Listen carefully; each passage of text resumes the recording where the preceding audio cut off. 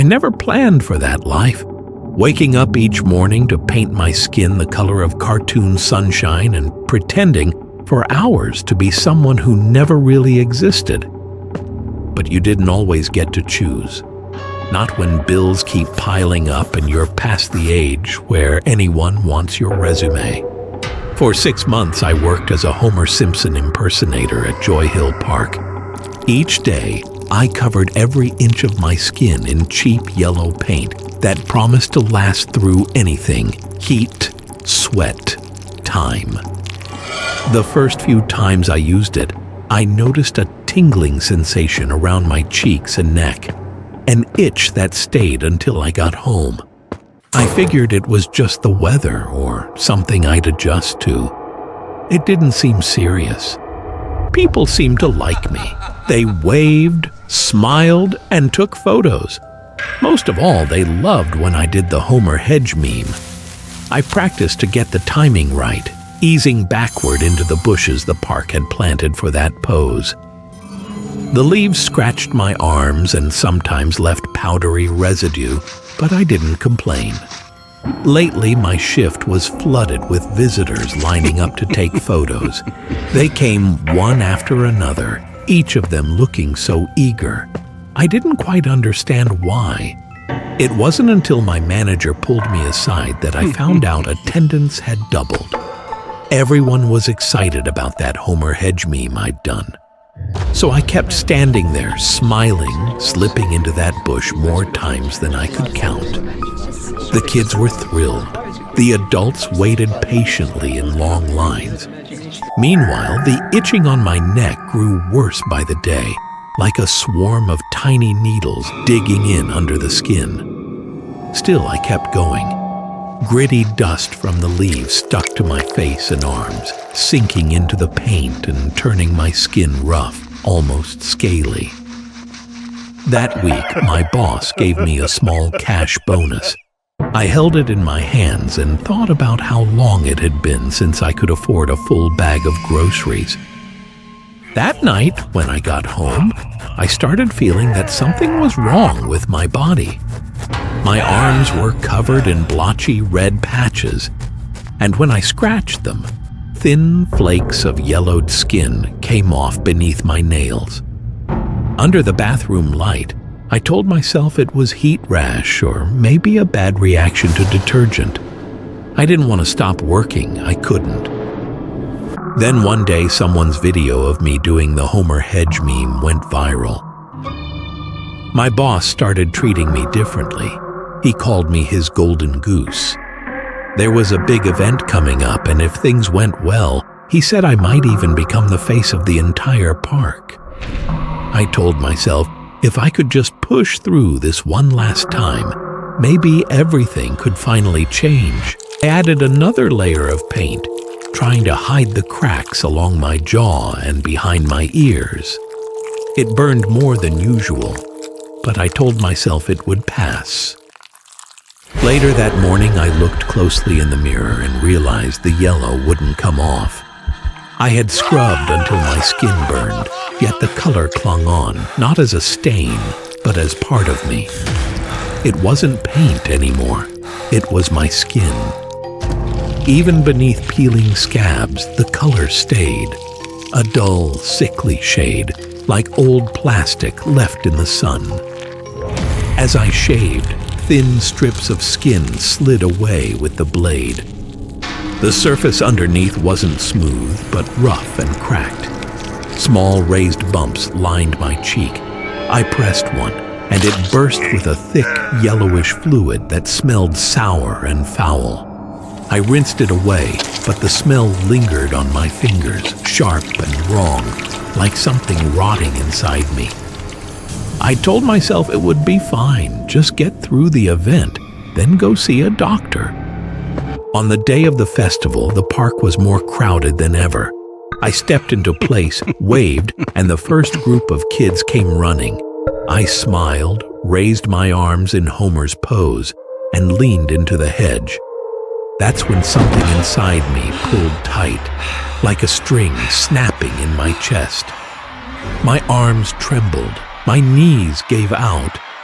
I remembered falling, the gasp of the crowd, the blur of faces. My cheek hit the pavement, and I felt something peel away. There was no sharp pain, just a wet warmth. I saw a piece of my face, yellow, frayed, lying on the ground beside me.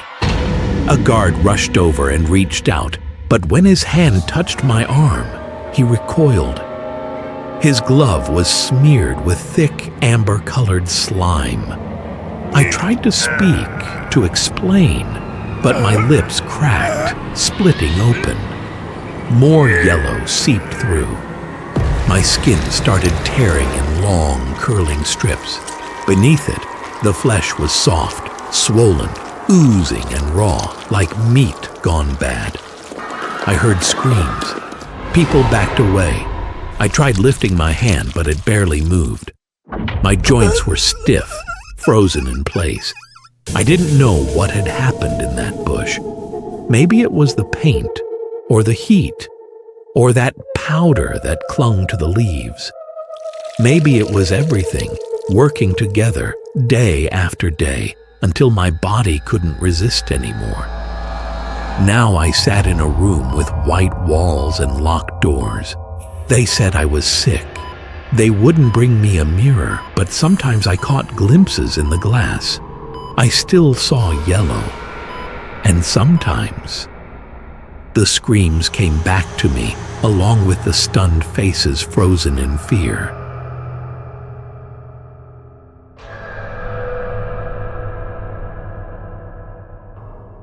I was always the punchline to their jokes, the lumbering target of their sharp tongues and cruel laughter. Today was no different. We were at Splash Out, the water park renowned for its towering slides and twisting tunnels. The sun blazed overhead and laughter rippled through the air. But not mine. For me, this place was just another stage for humiliation. The gang, my so-called friends, clustered around me near the entrance of the Turbo Twist. It was a short, narrow slide nestled among the towering giants of the park, but its reputation was deceptive. It was tighter than it looked, almost claustrophobic. Bet you wouldn't fit. Matt sneered, his voice dripping with mockery. The others erupted in laughter. My stomach churned as I climbed the steps to the slide. The rough concrete bit into my bare feet, each step amplifying the knot in my chest. At the top, the lifeguard gave me a dubious look but said nothing as I positioned myself on the slick edge. I hesitated, my gaze darting to the entrance of the slide. The opening looked uncomfortably snug, a glossy black moor glistening with running water. I could feel their eyes on me, waiting for my inevitable retreat. Heat flushed my face, not from the sun, but from the shame simmering under their scrutiny. Fine, I'll do it. Their laughter turned into whoops of mock encouragement. The cool touch of the water against my legs sent a shiver up my spine. I pushed off, the initial rush of momentum making my heart leap. For a moment, it was exhilarating. The darkness of the tube enveloped me, water splashing against my sides. But then I felt it, the slide narrowing around me. My shoulders scraped against the slick walls, the friction slowing me down. Panic clawed at my throat as I realized I was stuck. I tried to wiggle, to shift my weight forward, but the slide gripped me like a vice. The flow of water, relentless and uncaring, pooled around me, rising quickly. The water was up to my chin now, surging against my face. I craned my neck, desperate to keep my mouth and nose above the rising tide. My breaths came in shallow gasps, the air in the tube thick and humid. I thrashed, trying to free myself, but the effort was futile. My skin scraped against the abrasive surface, and I felt a burning sting on my arms and sides. With each attempt to move, the pain intensified. The water pressed against my body, forcing me tighter into the unforgiving tube.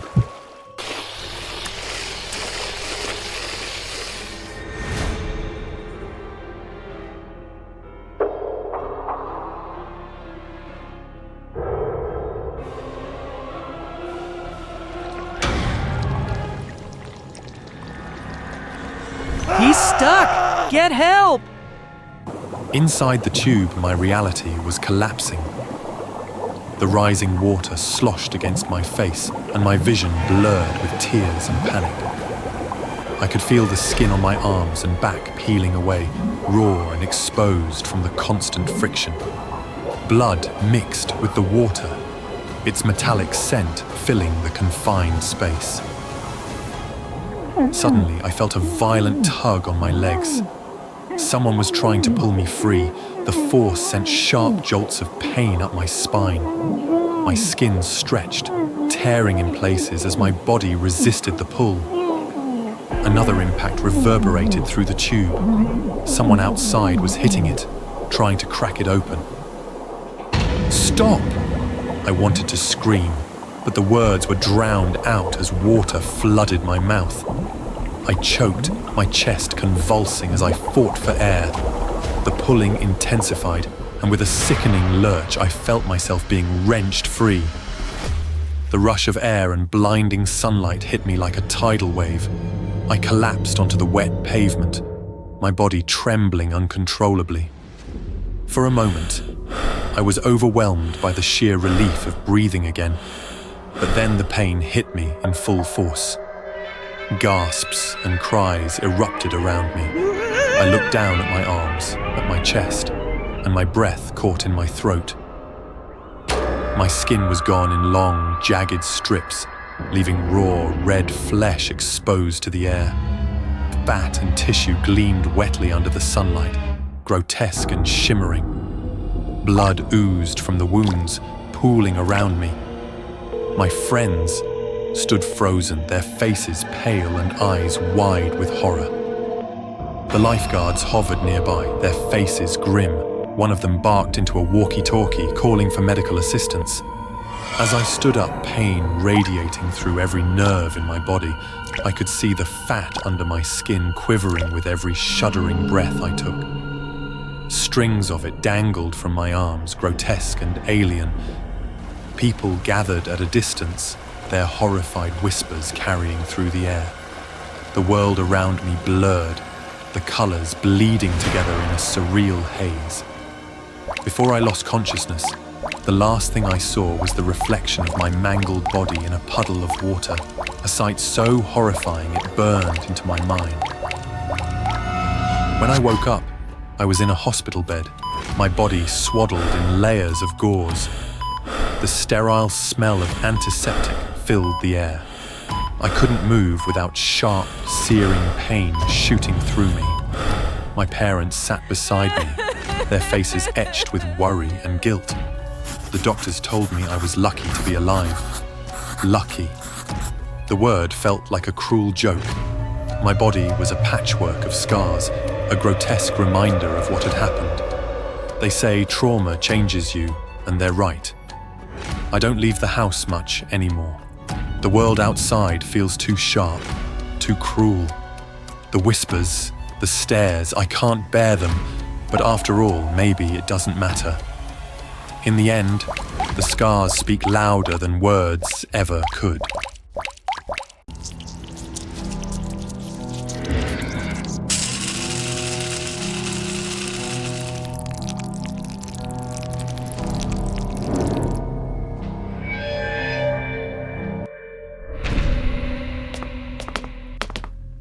I was 180 kilograms of disappointment. At least that's how I felt every time I caught my reflection in the gym's mirror. Every step, every bead of sweat was fueled by one single thought. Rose. She was the most beautiful woman I'd ever seen, her laughter ringing across the gym like music.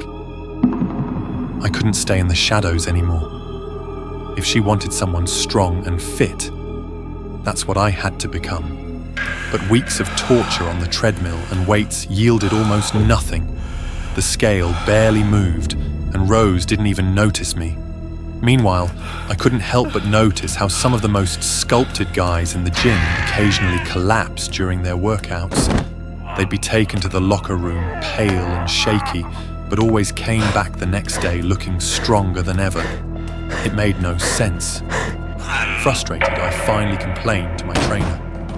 "It's pointless," I grumbled, and decided to let everything go.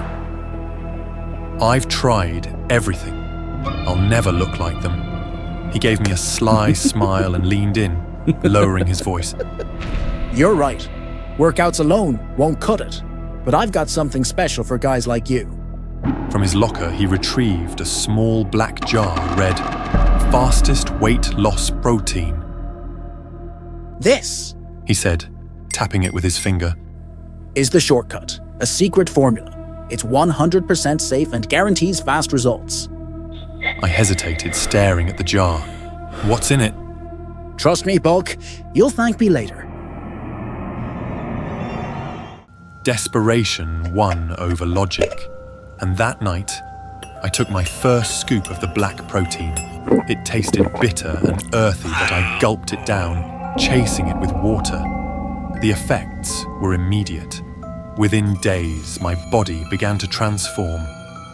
My gut shrank, my arms swelled with muscle, and my face, once round and bloated, gained sharp, chiseled features. Even my digestion improved. For the first time in my life, I felt confident. Rose even smiled at me one afternoon, and I swear my heart nearly stopped. But then, strange things began to happen.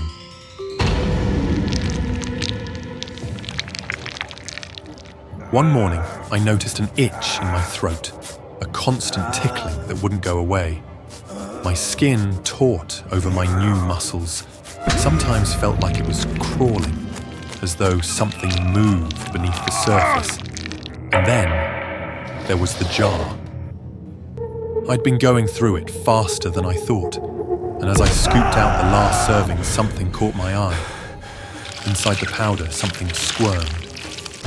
My stomach turned as I fished it out. A tiny black leech, wriggling between my fingers. I dropped it, horrified, and stared at the jar in disbelief. What had I been drinking? At the hospital, the truth came out. The doctor showed me the scans of my body, his face pale. My muscles weren't muscles. They were writhing, tangled masses of leeches. These creatures had burrowed inside me, feeding on my fat and growing, giving the illusion of strength. I confronted the trainer the next day, holding the jar in trembling hands. He didn't flinch. Relax. They're harmless. They only feed on excess. When you're ready, there's a pill to flush them out. Isn't this what you wanted? You're strong, healthy, and Rose notices you now, doesn't she? His words twisted in my mind. He wasn't wrong. For the first time, I had what I'd always wanted. So I ignored the itch in my throat, the occasional stinging under my skin. I kept drinking the protein and enjoying my newfound body. Until the morning I couldn't breathe. It started as a scratchy feeling, but quickly turned into suffocation. My vision blurred as I gagged, clawing at my throat. Something inside was moving, writhing its way up. I stumbled into the gym, collapsing at the trainer's feet. "Help me!" I choked out, blood spilling from my mouth. He reacted immediately, forcing me onto the floor and yanking my jaw open. His hand disappeared into my throat, and I felt the unbearable tugging of something alive being pulled out. I screamed as the creature fought back, scraping against the walls of my throat. Finally, with a wet, sickening pop, it came free. The leech was massive, writhing and dripping with blood. The trainer tossed it aside, but the damage was done. I lay on the floor, gasping, my body trembling. When I finally mustered the strength to sit up, I caught my reflection in the gym mirror. The man staring back was unrecognizable. My skin hung loose over my skeleton, my eyes sunken, my once impressive frame reduced to a hollow shell. The trainer crouched beside me, smirking. Well, Bulk, he said, clapping a hand on my shoulder. You've finally hit your goal weight. Congratulations.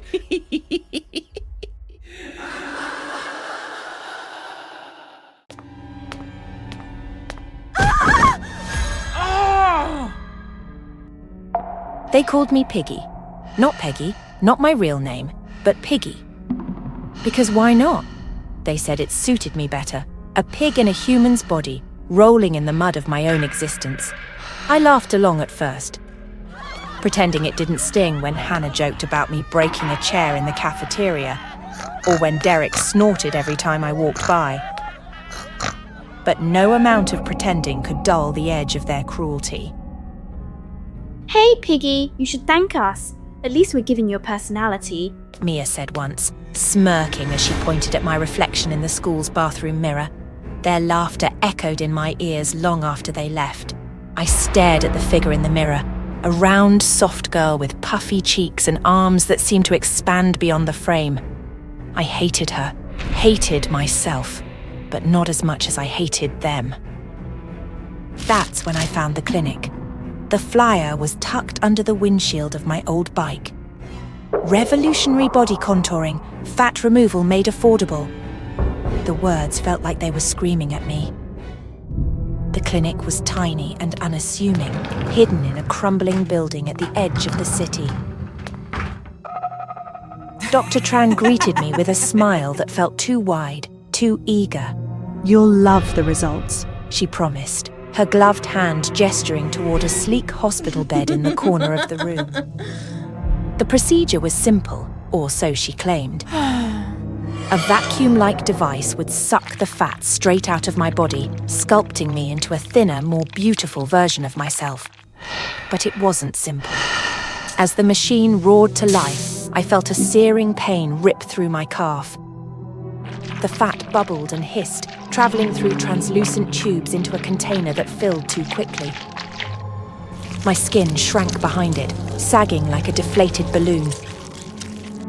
Don't worry, Dr. Tran said, her voice almost cheerful. We'll trim the excess skin.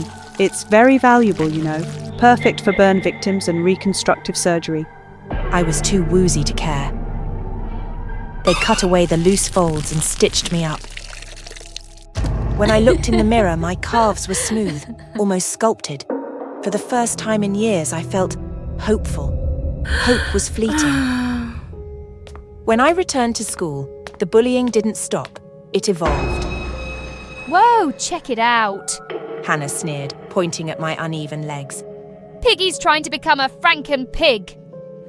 They laughed harder, louder. Derek made oinking noises, and Mia asked if I planned to sell the rest of my body for spare parts.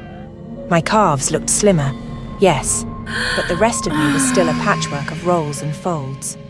That night, I booked another appointment. This time, it was my face and neck, then my arms. Each time, the pain was worse. The machine sucked and gurgled, pulling pieces of me away, leaving behind a body that felt foreign. Dr. Tran's assistants whispered in hushed tones about how my skin was exceptional. They always seemed more excited than they should have been. You're doing such a good thing, one nurse said as she packed my discarded skin into vacuum-sealed bags. So many patients will benefit from your donations. Donations? I hadn't signed up for charity, but when they waved away my bills, assuring me that my contributions covered the costs, I didn't complain. Then I had an idea. Why stop with just removing my fat? Why not use my newfound value to teach them a lesson? The plan unfolded in my mind like a perfect script. It started with Derek. I waited for him outside the gym, clutching the bottle of acid I'd bought online. One quick splash, and his screams filled the parking lot. Next was Mia, then Hannah. Each of them writhed under the burning chemical, their once perfect faces and bodies turning into melted canvases of raw, exposed flesh. But I wasn't done. Feigning concern, I rushed them to the clinic. Dr. Tran examined their injuries, her lips tightening. We don't have enough graftable skin for all of them, she said, shaking her head. Not unless... Her eyes flicked to me. I knew what she was thinking. They begged. Hannah, whose words once cut me deeper than any scalpel, clasped her blistered hands together and sobbed. Please, Peggy, we'll pay anything. Just help us. Derek offered his entire savings. Mia couldn't even speak. Her tongue had been burned, but her tear-filled eyes said enough. I suppose I can spare some, I said, pretending to hesitate. I scheduled the procedure for my stomach. As the machine sucked out the last vestiges of my once round belly, I imagined their faces, their desperation. Dr. Tran's team worked tirelessly to graft my skin onto their wounds. The process was excruciating. For them, of course. They screamed as the stitches pulled tight, as my flesh fused with theirs. I watched from the observation window, biting back laughter. But even after sacrificing so much, it wasn't enough. You'll need more, Dr. Tran explained. Their injuries are too extensive. That's when the arrangement began. My former tormentors, now grotesque patchworks of my flesh, started feeding me. They brought calorie-dense meals, forcing me to eat until my stomach ached. I gained weight quickly, my body swelling back to its old size. But this time I didn't mind. The more I grew, the more they suffered. They watched with hollow eyes as I laid on the table again and again, their futures quite literally growing on my skin. Now, we live in a fragile truce. Hannah, Derek, and Mia hover around me, desperate to keep me alive, healthy, fat. They need me. I'm their savior, their supplier, their punishment, and I've never felt more beautiful.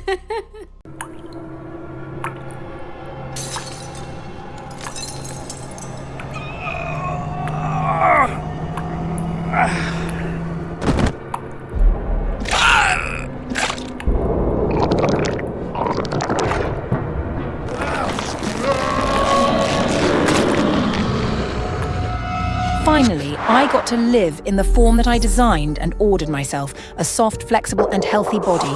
Even though this body is artificial and this miraculous product is just an experimental version, I am still willing to take the risk. Take a rest, Louis. Lily will definitely take the role of the Swan Queen for you. And also Thomas.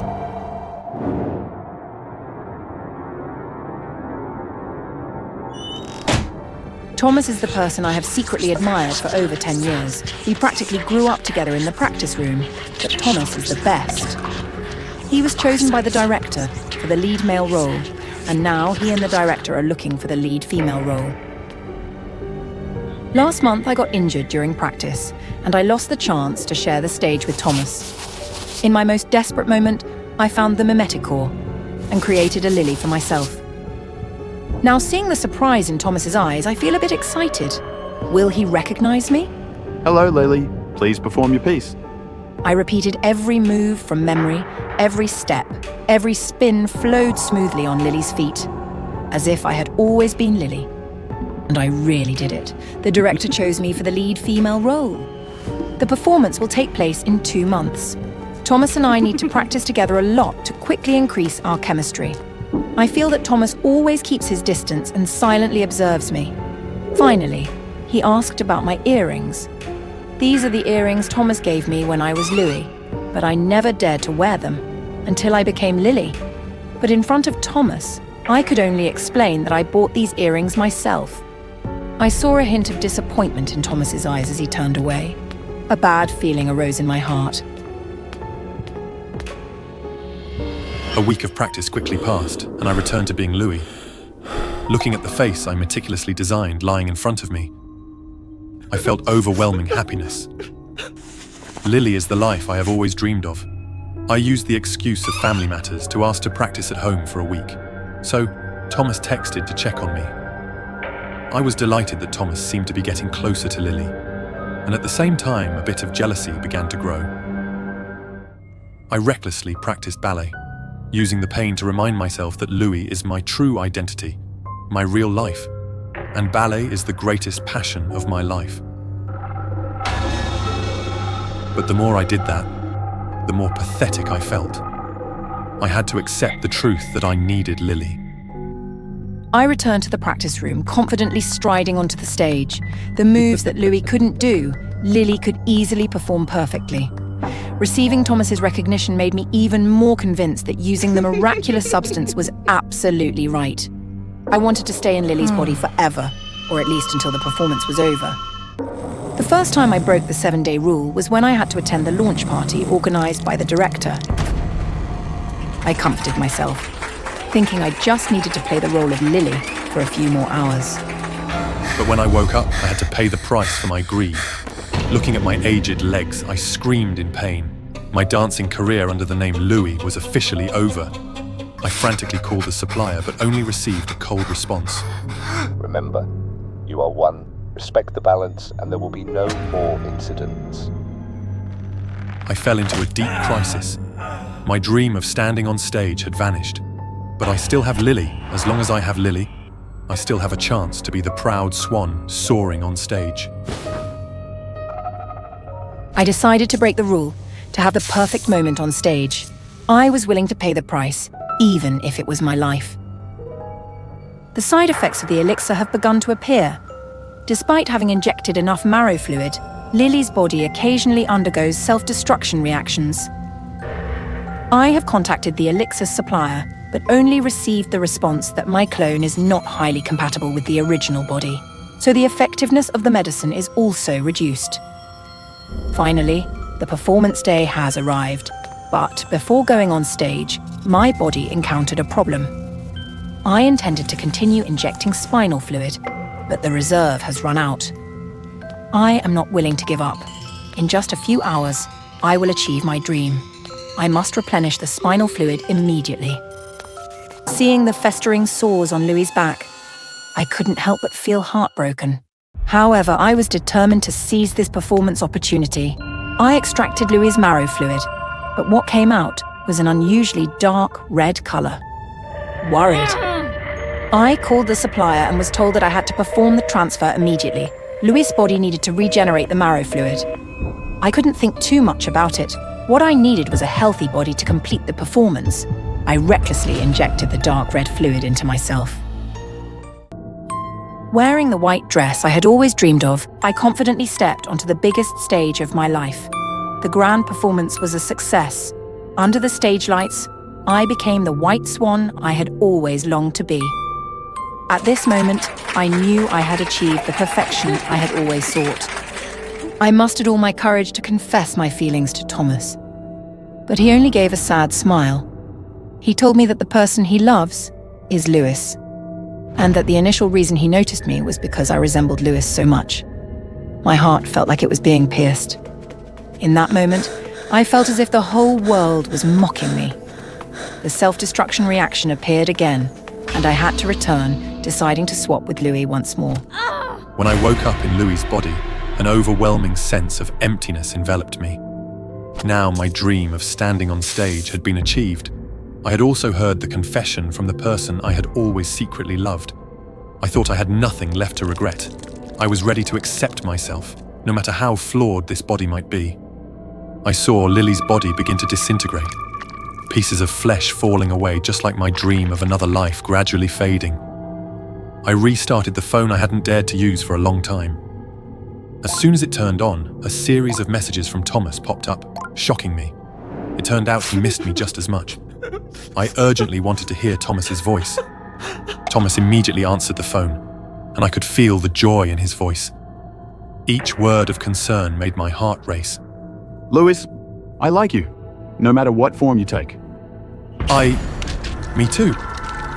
The words of agreement had not yet been spoken when a disgusting, slimy substance from Lily's body came to attack me. I felt that slime trying to engulf me. In my head, I heard the devils whisper, "You are one." Louis? Louis? Are you okay? Louis?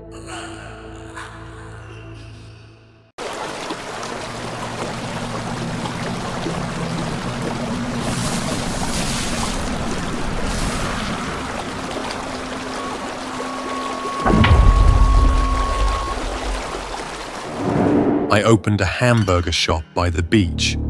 Prime location, high foot traffic, postcard view of the ocean. The rent bled me dry, so I cut costs where I could.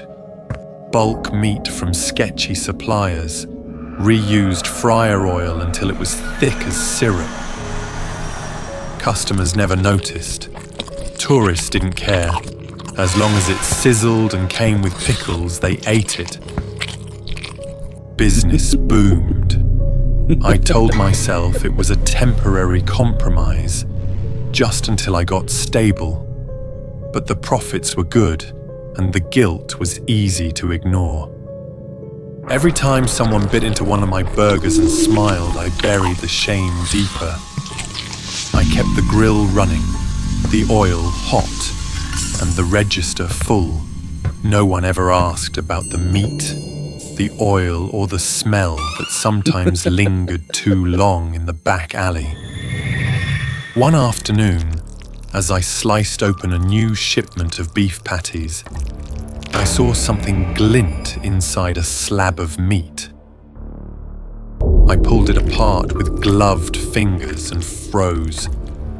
Embedded in the fatty tissue was a sliver of plastic, a piece of an ATM card, jagged and red. My stomach churned. What the hell had I been feeding people? I didn't think. I dumped the tainted meat down the sink that led straight into the sea. The ocean wouldn't talk. That's what I told myself. I stood there for a moment, watching the meat swirl away under the grey water, hoping it would sink, dissolve, vanish. That same evening, Henry came by. Henry used to work on the docks before he started delivering my supplies. We weren't friends, but he knew things. Too much, it turned out. He walked in with his usual smirk and pulled out his phone. You know, Kyle, this is some grade A blackmail material. Meat origin tags, your supplier's crates, and oh, look here. Is that a human bone in your grease trap? I told him to shut up. He said I was going down unless I paid up or cut him in. I panicked. I shoved him. He slipped. His head cracked against the steel prep table. A dull, wet sound. Blood pooled fast. Too fast. He didn't get up. I stood frozen for a long time. Then I moved. I wrapped his body in trash bags, taped them tight, and at midnight dragged him to the far edge of the cliff. No one saw me. The tide was high and dark. I pushed the bundle over the edge and watched it sink into blackness. I thought I was safe. The guilt, again, was something I could lock away. But something under the surface had shifted. 3 days later, I heard the front window shatter. It was past midnight. I was in the back storage checking inventory when the crash echoed through the quiet. I grabbed the fire extinguisher and crept to the front. Rain battered the glass. Lightning flashed. And there, framed in the doorway, stood something that should not exist. It was vaguely human-shaped, but squared off, like a block. Its body was yellowed, sickly, and pocked with gaping holes, each ringed with swollen, pus-like edges. The thing twitched, jerked, like it didn't fully understand how to move. It opened one of its chest holes and spat out something wet. It slapped onto the floor.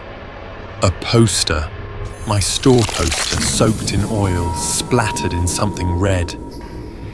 It didn't speak, just stared through 2 dark hollows where eyes should have been. The holes on its body pulsed like lungs choking on sludge. I screamed, sprayed it in the face with the extinguisher, and bolted into the storage room. I locked the door, chest heaving. silence. Then came the sound of something dragging itself across linoleum. Wet, deliberate. Then a soft thump. I crept to the door and peeked through the gap beneath. A shoe lay there. Not just any shoe. Henry's sneaker. The one with the duct tape across the sole. Beside it, half soaked and torn, was his employee ID. The name smudged, but still readable. H-E-N. I collapsed backward. My heart beat against my ribs like it wanted out. The sea hadn't erased him. It had returned him, or part of him. I didn't have time to process it. The door blew inward. The thing I now saw up close, loomed over me. It didn't attack. Instead, it reached out with a lumpy arm, seized my wrist, and dragged my hand toward one of the seeping holes in its side. I struggled. It held firm. I screamed until my throat cracked. Its grip was spongy but unyielding, like wet rubber, and it radiated an impossible, clammy warmth. Then my hands breached the rim of the hole, a slick, fleshy tunnel that pulsed as if breathing. I gagged. Inside, my hand brushed against something soft, slimy, then rigid. Plastic. I pulled out a warped burger wrapper, waterlogged, crumpled, and soaked in thick bile. It let go, then grabbed me again. Another hole. More garbage. The hamburger's meat that contains a TM card. A straw. Part of a patty, still half raw. Each time I pulled something out, the creature let out a wheezing hiss and shrank a little more, its skin puckering, sagging like a sponge being wrung dry. It groaned, low and wet, as if in relief. Then I found something solid, heavy, a forearm bone broken at the elbow. I dropped it, backed away. The thing just stared. Its body shuddered, loose bits falling off like wet cake. It turned, crawled out through the busted door, dragging a trail of muck. It left behind a silence that felt wrong, too clean. By morning, the beach was coated in filth. Oil scum, bits of rotting meat, shredded bags, chunks of plastic. Tourists screamed.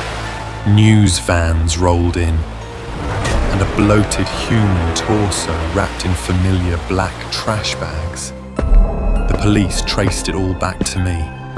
Cameras, records, Henry's ID, the footage of me hauling the bags. They never caught the creature, but they didn't need to. I'm in prison now, not for seeing a monster, but for feeding one, and for becoming one myself. Every night, I still hear that wet, dragging sound echo in my dreams. Sometimes I wake up with the phantom feeling of bile on my hands, and I wonder if the ocean spits back what we throw into it. What else is waiting to come ashore?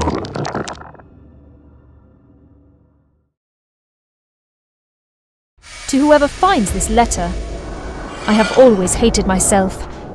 I was never a striking beauty. My features were plain, unremarkable. People said my face lacked sharpness, that my eyes were too small, my jaw too round. In a world where appearance dictated fate, I felt invisible. I sought answers in the whispers of fortune-tellers, and each time they confirmed my greatest fear. My face held no promise of fame, no fortune written in my features. You do not have the destiny of a star, one told me, peering into my face with quiet finality. Those words echoed in my mind for years, fueling an obsession that would eventually consume me. I wanted to change, but they told me it would take more than just a simple fix. My naive, foolish self, desperate and full of determination, believed them. I was young when I first stepped into the clinic.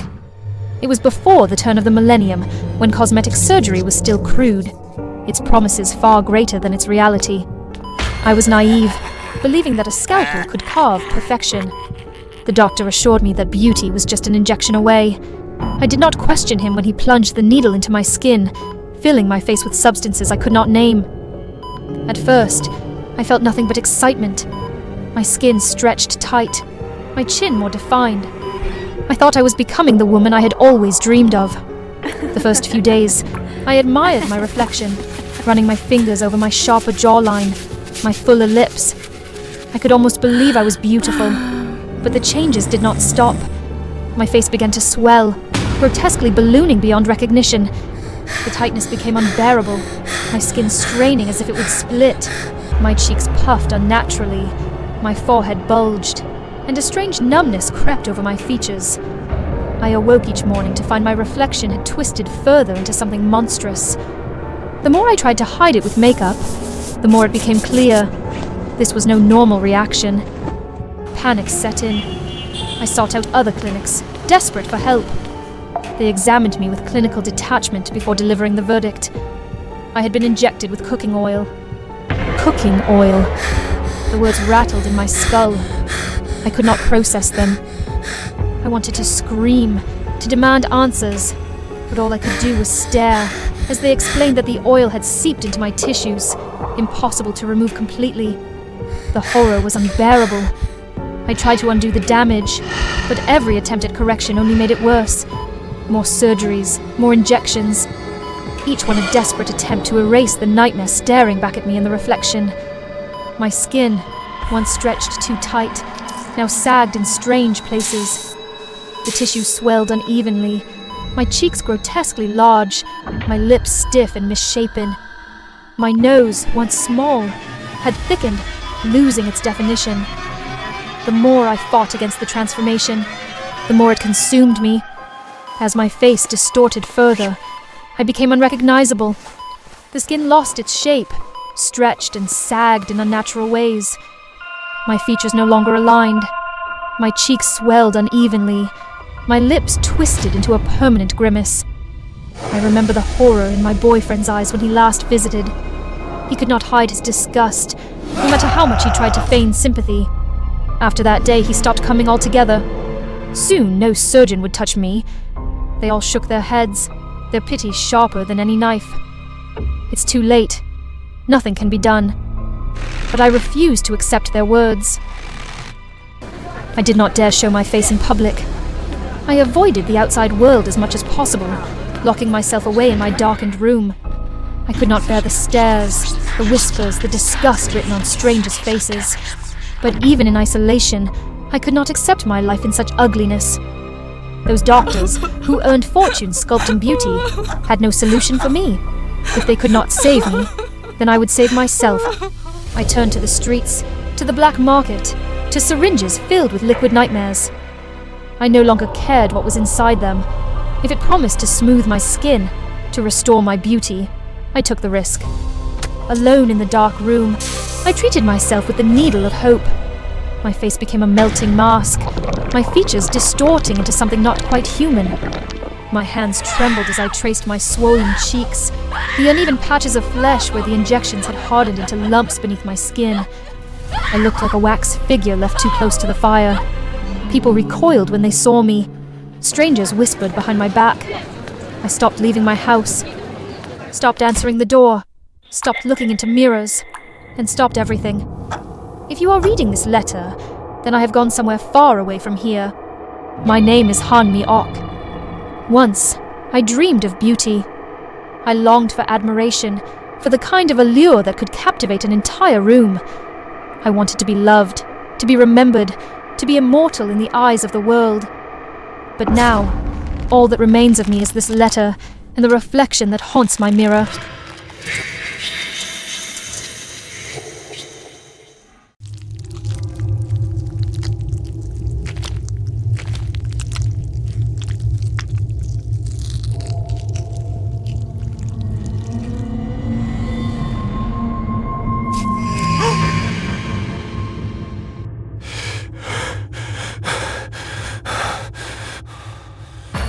can't remember how many times I've had this dream, but the fear and helplessness still make my heart ache.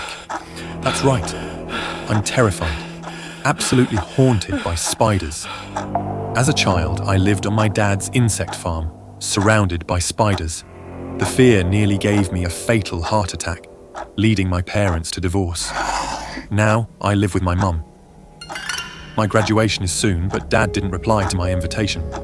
His last email, 2 weeks ago, proudly announced his success with mutant spider research. I have a bad feeling something went wrong with my dad's research. I've decided to go to his farm and make sure he's safe. It's been almost 10 years since I last set foot in this house. The house was pitch dark, damp, and eerily silent, with only my voice echoing as I cautiously called out, "Dad!" There was just one place left to check. Taking a deep breath, I tried to suppress my fear and turned the doorknob. Suddenly, a swarm of black spiders scurried out from behind the door. My body froze, trembling as I collapsed to the floor. At that moment, someone stepped out of the basement. It was my dad, George, the biologist, silently blowing a strange flute that sent the spiders retreating into the basement. Dad helped me up, his frail hand pale with black veins and dark, sharp hairs like a spider's bristles. Something was definitely wrong with him. Why are you here, Jax? I handed him the invitation card. He took it without a word, his cold demeanor cutting deep. Then I noticed something stuck on his eye. Instinctively, I reached out to remove it. It was a strand of spider silk, not something accidentally caught in his eye, but something coming from inside it. Dad jerked back, clearly annoyed by my actions, and rubbed his eye. The strand of silk disappeared without a trace. "Dad, my car broke down. Can I stay here for the night?" Fine, but stay in your room, don't wander around.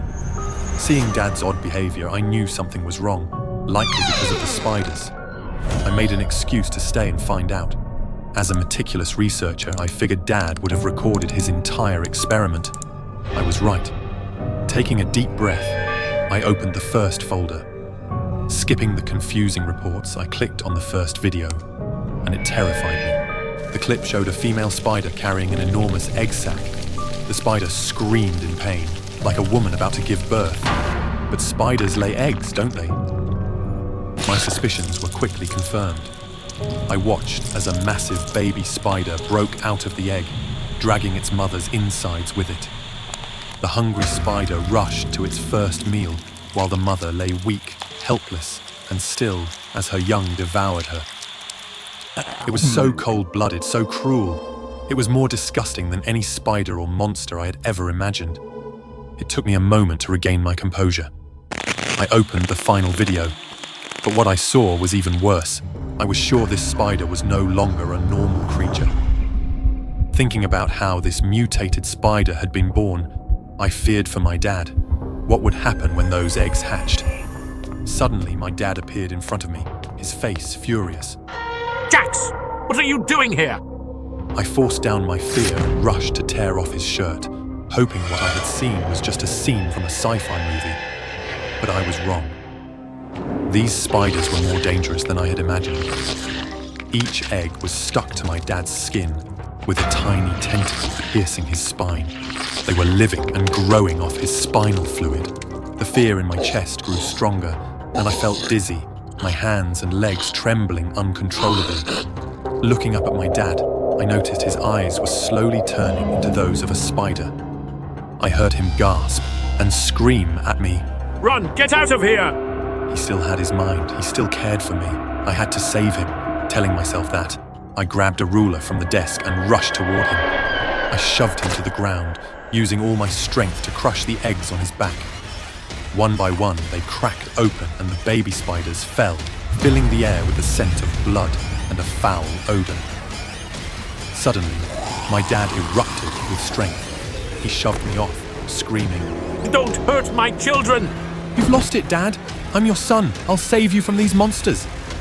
I yelled, only to realize, in shock, that the man in front of me was no longer the dad I knew. He had fully transformed into a monster. He shielded the baby spiders like a true mother spider, glaring at me as though I were an enemy trying to harm his offspring. The look in his eyes caused me pain and despair. What could I do to save him? But it was too late. The monster, now enormous and with all the terrifying traits of a spider, stood before me. My body froze, even breathing felt difficult, and my heart began to ache again. My dad's agonizing scream jolted me back.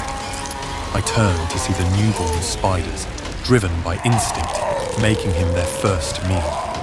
Survival instinct drove me to run. I tried to drag my dad with me, but it was already too late.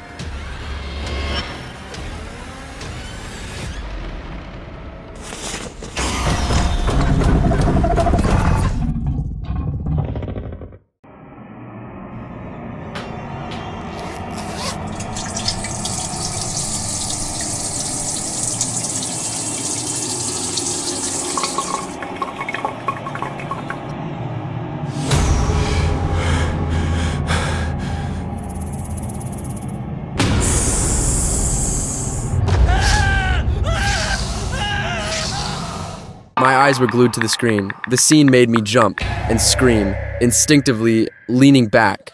Ian! I looked up, straight into my teacher's furious eyes. My classmates snickered. I flipped my phone face down on the desk, shrugging with a grin. "It's just a movie, sir." That only made him angrier. He started yelling, but I didn't bother listening. I just stood up, grabbed my phone, and walked out of class. I never liked sitting in class. Boring lectures, the teacher's monotone voice. It all made me want to fall asleep. Today was no different. I pulled out my phone, scrolling for something more interesting, maybe a game to kill time. My fingers tapped on the screen, focused, then cold. A drop of water landed on my forehead. I frowned, wiped it away, and looked up. Patches of mold spread across the walls and water dripped down slowly. This really is a rundown school. The damp, musty smell in the air is strong enough to make my nose sting. I'm not sure if it's just a coincidence or if the school's water pipes have actually been affected by the construction site next door. But ever since they started digging up the pipes, my school has gotten more and more damp. The walls, ceiling, and even the floor are all wet, with some spots even dripping water. I wonder when the school is finally going to fix the water pipes. Yeah, the bathroom is basically turning moss green. Who knows how many centipedes or cockroaches are in there? That's terrifying. And every time someone walks on the wet floor in slippers, the annoying squelching sound echoes throughout the hallway. This learning environment is seriously frustrating. There are just too many distractions. Maybe I should go to the bathroom to get some peace and quiet. I walked into the bathroom. As expected, during class hours, it was completely empty. Even though the place was damp and moldy and the toilet was so filthy that I had to squat on top of it, I could still endure it for the sake of some peace and quiet. I pulled out my phone and continued the game I had left unfinished. Just as I was getting annoyed at the greedy game developer for shoving the 8th ad into my game, a familiar voice made me freeze. Yes, I'm talking about Ian, your student. He was watching movies in my class again today. Ugh, that annoying teacher again. I had already hidden in the bathroom, yet I still couldn't escape his rude scolding. I tried to ignore his voice and focused on my game. A moment later, the words, "Game over," flashed on the screen. Frustrated, I cursed under my breath. Running into that teacher was just bad luck, but then I suddenly realized I couldn't hear his voice anymore. Instead, a soft moaning sound came from the stall next to me. The thin partition between the two stalls trembled slightly in rhythm with the sound. I smirked. What the hell was that disgusting old man doing over there? I grabbed my phone, turned on the camera, and slipped it through the gap between the stalls to record some evidence. But suddenly, the lights in the bathroom flickered. I looked around in confusion, but a moment later, the lights flickered back on. But as soon as I looked at the screen, I froze. It wasn't what I expected. My teacher was sitting on the bathroom floor, his whole body turning purple. A huge snake was slithering into his mouth. His eyes were rolled back, and dark blood was oozing from snake bites on his neck. I screamed, dropping my phone. The bathroom lights flickered on and off. My breath was shaky as I bent down to pick up my phone. Then I heard a strange noise from the toilet. My heart pounded. I quickly flushed the toilet, hoping it was just my imagination. But it wasn't. The toilet lid started shaking.